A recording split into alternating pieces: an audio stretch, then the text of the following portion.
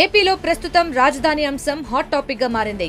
3 రాజధానులే తమ విధానం అంటూ ఎన్నికలకు వెళ్లిన వైసీపీ ఘోర ఓటమి పాలవడంతో ఇప్పుడు ఈ అంశంపై పునరాలోచనలో పడింది. 3 రాజధానుల అంశంపై మాట మార్చి సడన్ గా యూటర్న్ తీసుకుంది.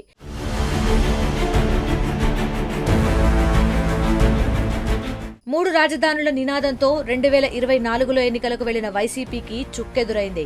ఇప్పటి వరకు 3 రాజధానులే తమ పార్టీ విధానమని వాదించిన వైసీపీ నేతలు ఇప్పుడు వెనక్కి తగ్గారు.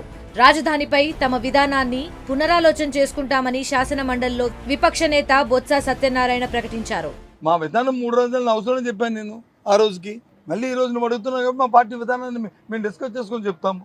ఆ రోజుకి మాది 3 రాజధానులు మా విధానం. అప్పుడు ఆ రోజుకి నేను ఈ రోజుకి మళ్ళీ పార్టీ డిస్కస్ చేసుకుని చెప్తాను. ఆ రోజుకి మా విధానం ఇది.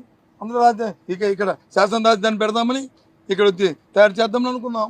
ఈ రోజు మీరు అడిగారు కాబట్టి మళ్ళీ ఈ సమస్య మళ్ళీ ముందుకు వస్తే దాని మీద డిస్కస్ చేసుకొని మేము చెప్తాం. 2019 ఎన్నికల్లో 151 సీట్లతో గ్రాండ్ విక్టరీ కొట్టిన వైఎస్ఆర్సీపీ తమ పరిపాలనలో రాష్ట్రానికి 3 రాజధానులు కావాల్సిందేనని పట్టుబట్టింది. అమరావతిని శాసన రాజధానిగా, విశాఖను కార్యనిర్వాహక రాజధానిగా, కర్నూలును న్యాయ రాజధానిగా చేయాలని భావించింది గత వైసీపీ సర్కార్. కానీ అది సాధ్యపడలేదు. వాస్తవ రూపాన్ని కూడా దాల్చలేదు.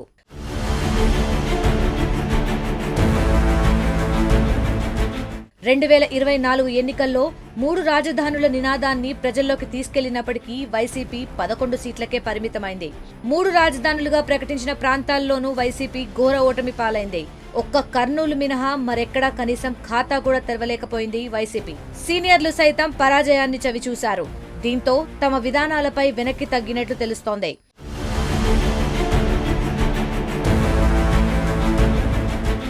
ఓటమి నేపథ్యంలో 3 రాజధానుల విధానాన్ని వైసీపీ పునః సమీక్షించుకోవడం ఖాయంగా కనిపిస్తోంది.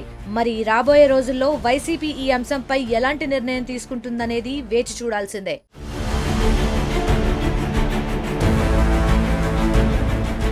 మరిన్ని వీడియోస్ కోసం ఛానల్ ని సబ్స్క్రైబ్ చేయండి. లేటెస్ట్ అప్డేట్స్ కోసం వాట్సాప్ ఛానల్ ని ఫాలో అవ్వండి. అండ్ లింక్ డిస్క్రిప్షన్ లో ఉంది.